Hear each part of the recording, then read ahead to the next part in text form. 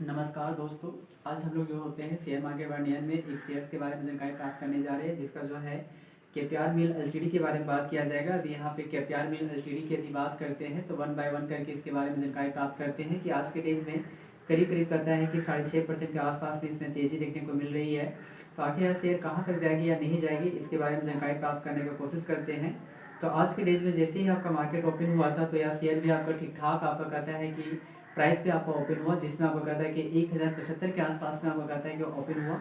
और जैसे 1075 के आसपास में आपको ओपन हुआ तो आपका हाई भी बनाया है 1163 के आसपास में आपका बनाया था। तो 1163 के पास आपका हाई बनाने के बाद आपका जो लो बनाया है 1065 के आसपास में आपका इंडिकेट कर रहा है। और यहीं पे इसका एनालाइज किया जाए तो कहता है कि आज के डेज में यदि यहाँ पे एनालिसिस की बात किया जाए तो कुल मिलाकर जो है 39,000 करोड़ के आसपास में आपका इंडिकेशन तो दिख रहा है कि यहाँ 39,000 करोड़ के आसपास में इसका मार्केट कैप है। अब की रेशियो की बात करते हैं तो वो भी ठीक ठाक आपको नजर आती है 48 के आसपास में। यह कंपनी आपको लाभांश नहीं देती है, थोड़ा सा प्रॉब्लम है, नहीं लाभांश दे रही है लेकिन इसका लाभांश की मात्रा कम है, लेकिन ठीक ठाक आपका इंडिकेशन है। यदि बाउनिक हाई की बात करते हैं तो 1163 के आसपास में बनाया है। और यदि यहीं पे बाउनिक लो की बात करते हैं तो वो भी ठीक ठाक ही है 710। तो यहाँ से हम लोग कह सकते हैं कि करीब करीब कहता है कि 40% के आसपास में पॉजिटिव अपना ट्रेंड आपको दे चुका है। तो आखिर से कहाँ तक रखनी चाहिए नहीं रखनी चाहिए इसके बारे में देख लेते हैं। लास्ट में इसकी एक टारगेट प्राइस और स्टॉप लॉस की भी बात करेंगे। तो यदि यहाँ पे 5 डेज के डाटा को चेक किया जाए तो 5 डेज में कुल मिलाकर 13% के आसपास में हमें कहता है कि यहाँ पे रिटर्न दिया है और वो भी ठीक ठाक है, क्योंकि एक टाइम में यह शेयर कहता है 1200-1300 के आसपास में था, सॉरी 1020-30 के आसपास में था। फिर आसानी से कहता है कि 1070-80 के आसपास में भी चला गया। उसके बाद वहाँ से तेज़ी के बाद 1100 के लेवल को बीजी से क्रॉस किया, फिर वहाँ से कुछ गिरावट भी देखने को मिली। उसके बाद लगातार फिर तेज़ी के बाद 1150 के आसपास में भी आपको चला गया। यदि वहीं पे एक मंथ के डाटा को चेक किया जाए तो एक मंथ में भी आपको रिटर्न ठीक ठाक आपका नजर आते हैं, जिसमें आपको करीब 28% के आसपास में रिटर्न है। तो 22 नवंबर की यदि बात किया जाए 22 नवंबर के आसपास में 800 आने की 900 के आसपास में था।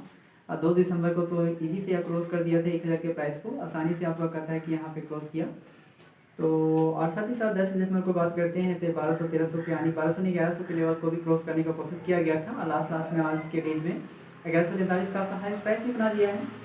तो क्या इसे पोर्टफोलियो में रखना चाहिए नहीं रखना चाहिए इसके बारे में देख लेते हैं। यदि यहीं पे 6 मंथ के डाटा को चेक किया जाए तो 6 मंथ में भी आपका जो रिटर्न्स दिया है वो ठीक ठाक है 30% के आसपास में, लेकिन यहाँ पे उतार चढ़ाव कुछ ज़्यादा है, क्योंकि एक टाइम में यह शेयर करता है कि करीब करीब यहाँ पे 900 के आसपास में था, गिरावट भी देखने को मिली थी।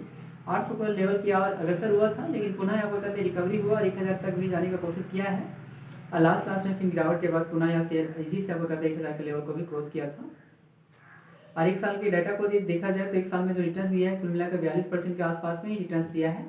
तो आपको कहता है कि रिटर्न्स ठीक ठाक है, लेकिन यहाँ पे उतार चढ़ाव काफ़ी है, क्योंकि आपको कहता है जितना करेक्शन होता है फिर तेज़ी देखने को मिली, फिर करेक्शन तेज़ी इस तरह से इंडिकेट कर रहा है। और यदि वहीं पे 5 साल के डाटा को चेक किया जाते हैं तो 5 सालों में क्या है इसके बारे में देख लेते हैं।